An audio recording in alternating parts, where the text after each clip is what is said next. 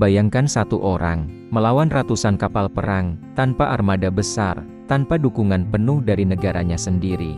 Dia difitnah, dipenjara, bahkan diturunkan pangkatnya. Namun justru saat segalanya hilang, dia menorehkan keajaiban militer terbesar dalam sejarah laut dunia. Inilah kisah Yi Sun Sin, laksamana yang tidak pernah kalah satu pertempuran pun. Yi Sun Sin lahir pada tahun 1545 di Korea, pada masa dinasti Joseon. Sejak kecil, hidupnya tidak mudah. Keluarganya yang terpandang pernah jatuh miskin akibat konflik politik di istana. Namun, Yi kecil punya satu hal yang tidak bisa direnggut darinya, disiplin dan tekad baja. Setiap hari, ia berlatih memanah, bertarung, dan melahap buku-buku strategi perang kuno. Tujuannya bukan untuk kekuasaan, melainkan sederhana, yaitu melindungi negerinya dari ancaman luar. Saat dewasa, ia memutuskan untuk mengabdi pada negara dengan masuk militer. Tapi, jalan yang ia tempuh sama sekali tidak mulus. Ia pernah gagal dalam ujian militer, bahkan pernah terluka parah saat latihan berkuda.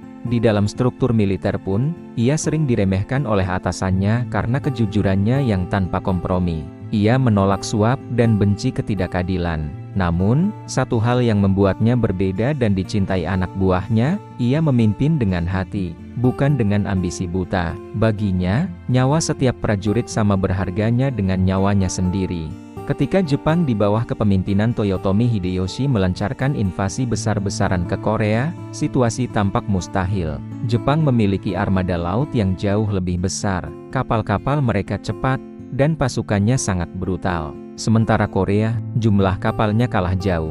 Pasukannya minim pengalaman tempur di laut.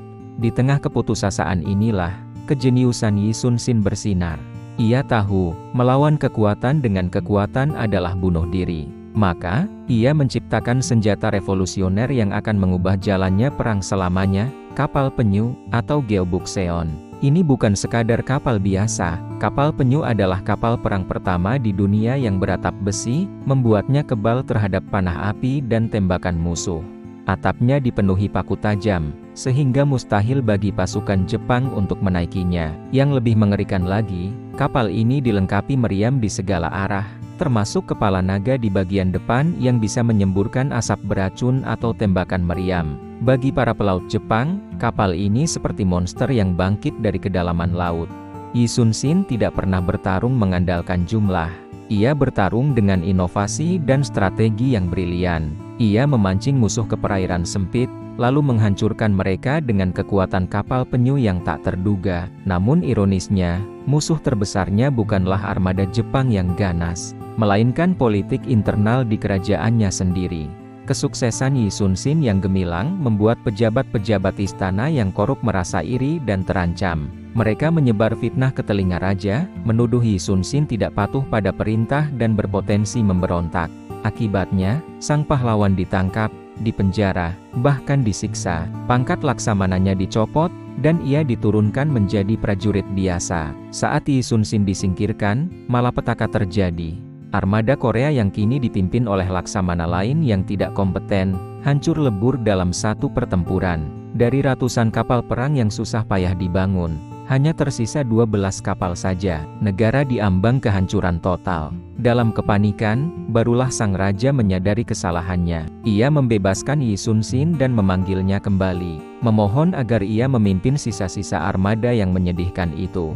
Dengan hanya 12 kapal butut, Yi Sun Sin diperintahkan untuk menghadapi lebih dari 330 kapal perang Jepang yang sedang menuju ibu kota. Secara logika, ini adalah misi bunuh diri. Para pejabat menyarankannya untuk melarikan diri dan bergabung dengan pasukan darat. Namun, Yi Sun Sin dengan tenang berkata, "Jika aku masih hidup, laut ini tidak akan pernah jatuh ke tangan musuh." Disinilah terjadi pertempuran Myeongnang, salah satu pertempuran laut paling legendaris dalam sejarah. Yi Sun Sin menggunakan pengetahuannya yang mendalam tentang geografi laut. Ia memancing armada Jepang ke Selat Myeongnang yang sempit, di mana arus pasang surutnya sangat ekstrem dan berbahaya. Dengan formasi yang jenius, Ia menggunakan 12 kapalnya sebagai tembok pertahanan, sementara arus laut yang ganas membuat kapal-kapal Jepang saling bertabrakan dan kehilangan kendali. Ditambah keberanian pasukannya yang membara karena kepemimpinan Sang Laksamana, hasilnya sungguh di luar nalar.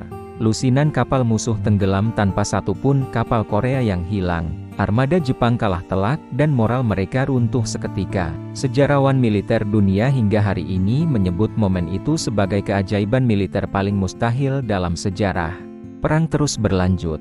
Di pertempuran terakhirnya, pertempuran Noryang, Yi Sun-shin kembali memimpin pasukannya untuk menghancurkan sisa-sisa armada Jepang yang mencoba melarikan diri. Di tengah pertempuran yang sengit, sebuah peluru dari senapan musuh menembus dadanya. Dalam kondisi sekarat, ia tidak berteriak kesakitan atau mengeluh. Kalimat terakhir yang keluar dari mulutnya adalah sebuah perintah. Pertempuran sedang memuncak.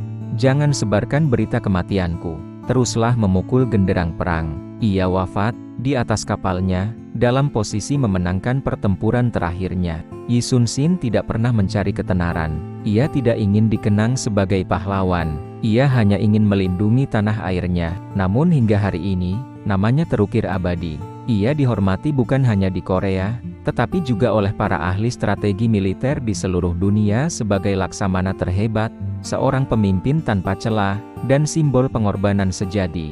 Dan fakta yang paling mengejutkan dari semua ini, dalam puluhan pertempuran laut yang ia pimpin, ia tidak pernah kalah satu kali pun. Seorang pria, satu tekad, dan lautan yang tunduk padanya. Terima kasih sudah menonton. Jangan lupa subscribe untuk kisah-kisah inspiratif lainnya.